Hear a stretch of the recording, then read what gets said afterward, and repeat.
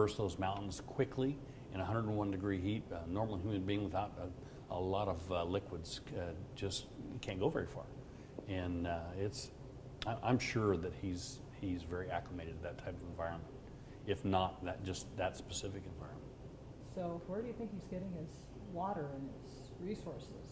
You know, there's a lot of water up there. I mean, you can find water up there, and we hope that we have him contained. We think we do, and we're using every mechanism that were available to us to try and find this guy, because he's the type of person that we know killed and someone for no reason, and then was willing to have a shootout with the police.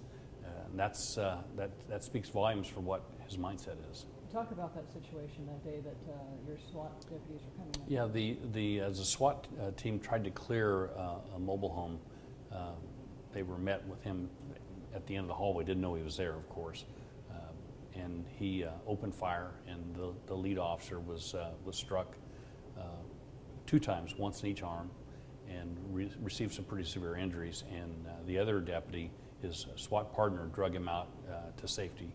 And during that process, the other 2 SWAT members and Jose Perez, the one that was dragging him out, were returning fire out of protection. And that allowed him to go out the back and run up the mountain and into the night. And that's where we're at today, is trying to find him. So they went into this mobile home and assumed that there may or may not be somebody in there. Yeah, there's hundreds of pieces of property up there that he could be in, and you have to clear each one of those to make sure that he's not there. And so that must be very unnerving when somebody's actually in there. You've already gone through how many properties, and suddenly there's some guy at the end of the hallway. It takes special type of people that walk into a place knowing that you could be met by gunfire. And now we're pretty sure if we find him in a situation like that, it's going to be met by gunfire. So it takes a special type of person to be willing to do that. Now, you said this is a nightmare situation as far as the search. What qualifies? The terrain. I mean, you know, we had LA here with their SWAT team, and very difficult for them because they're not used to that terrain.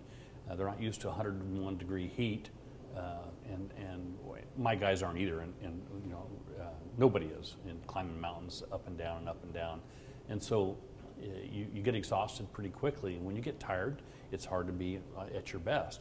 So we have to rotate them in and out and keep people on high alert, because we don't know when he's going to show up.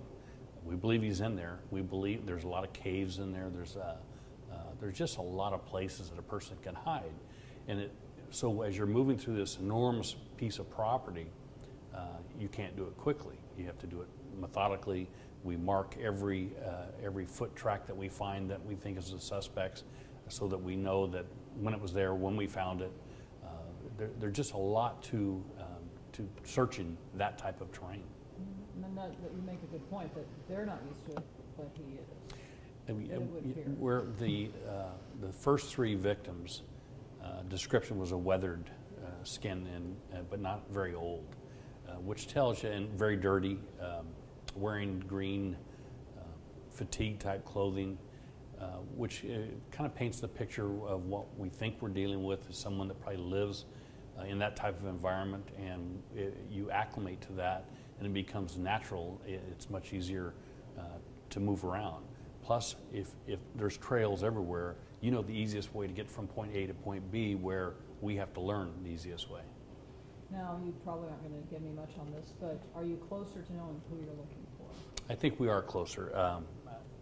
You know, there's a lot of ways to identify someone, and you know, there's DNA, there's fingerprints, there's all kinds of things that we use in law enforcement to identify someone if they have a criminal history. And so we're working those angles. We're working with the people that live in the community, because if he's from in that area, somebody knows who he is. Now, they may not know his real name, but someone knows who he is. And so we're getting these tips, you know, all day long, and that requires a deputy to go out and try and follow up that lead. And meantime, we still have the rest of the county that we have to take care of, like we always do, which makes it very difficult.